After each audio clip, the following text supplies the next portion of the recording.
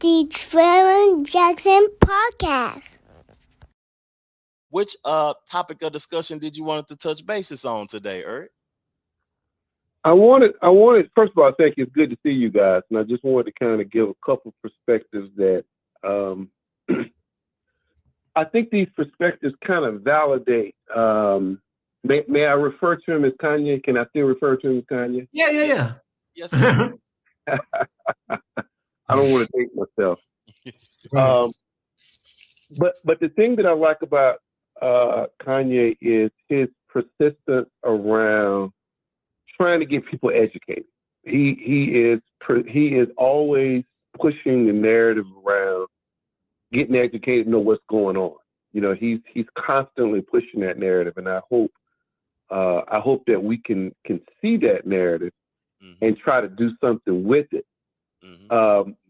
Which is what I'm calling in tonight, because I'm fascinated by you guys, your topics, because I want to bring to the listening audience what happened to Bill Cosby, Dr. Bill Cosby. Dr. Bill Cosby, remember, he was the hottest black man in the 90s. Yeah. Despite how he is talked about today, that's another topic.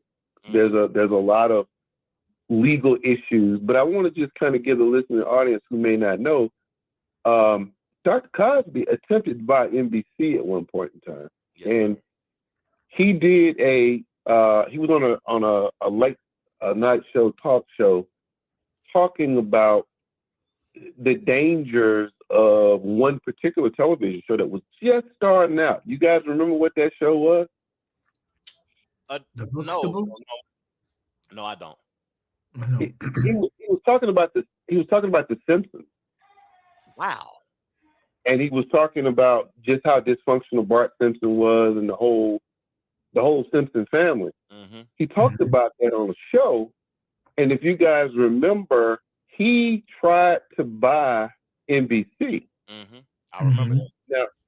Now, regardless of what's talked about him today, I know that I am a byproduct, my generation, of looking at quality television in terms of every Thursday night. I'm glued watching the Cosby Show, and people verify a positive image about college, about education, about two-family income, the whole nine. That was a narrative that white America was not prepared for. Wow. So I think that with the decline of brothers like him, we're losing a battle, which is around trying to show black family. And I'm really big on that. I'm really big on the ability to try to educate ourselves and keeping a family together. I'm super, super big on that topic. But I wanted to just let the listening audience know, Dr. Cosby has been vilified by the media, which you're talking about, Brother Rob. You just talked about that. Go back and look at Cosby's work. Look at the Cosby Show. Look at educational attainment. Look at all the social ills that we talk about. Look at the 90s. Yeah. And I would say I would give a lot of credit to his work and his talent, because so many people came from a different world. Yeah. I want to give Cosby his due, because I think he really got in that arena in terms of trying to do something for us. He put a lot of people in position, Eric, but I know you want to touch on another topic, but you said something that really, really caught my attention when you talked about what was being promoted by Bill Cosby during that time. And it's the two-parent household. Since Cosby has been removed from the public eye in the media or whatever, when has the two-parent household been promoted since in television shows? I have not seen it. Me neither. I have not seen it. And I don't see enough people outraged about that decline, because again, a lot of us who are in our 50s, Bill Cosby is single-handedly responsible for so many African Americans graduating college. Yeah, there's no doubt about it. Yeah. Morehouse College would not have been able to survive the financial ups and downs had it not been for Bill Cosby. Right. But yet we talk about him as a villain and a monster today. So I just, I want to make sure that we're talking about that topic. And then the other thing, real quickly, the young lady that was talking about the post-traumatic. Take your time, Eric. Yeah, go ahead. Yeah.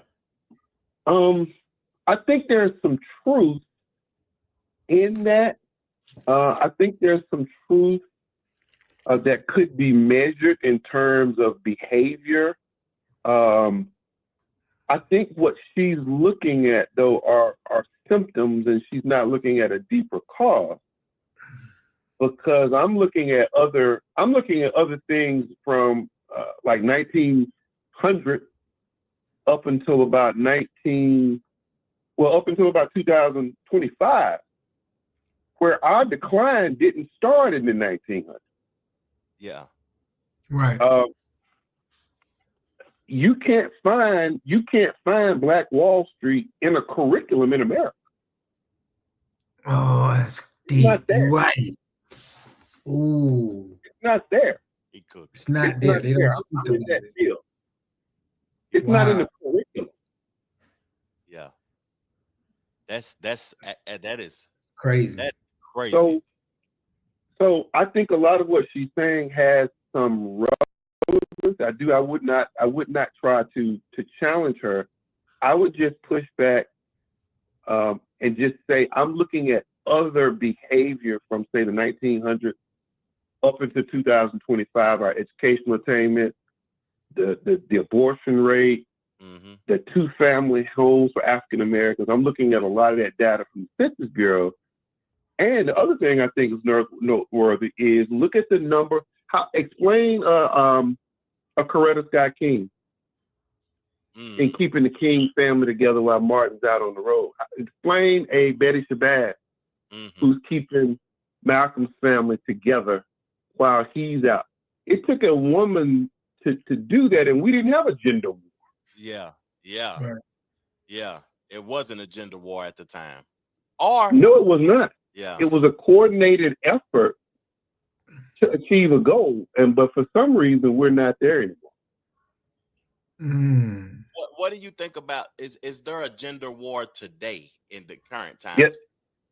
Yes, there is. There is a gender war, and ironically, I would say the origins of that gender war started with, believe it or not, what got us connected, which is in the 1960s under the Lyndon Johnson administration, where you guys are talking about incentivizing. It was public knowledge that a woman could receive financial assistance from the federal government for not having a man in the home. And the Disrespect. The government, the father. Yeah. Yep. Oh God. It's messed up, huh? That's messed up. The Trevor Jackson Podcast.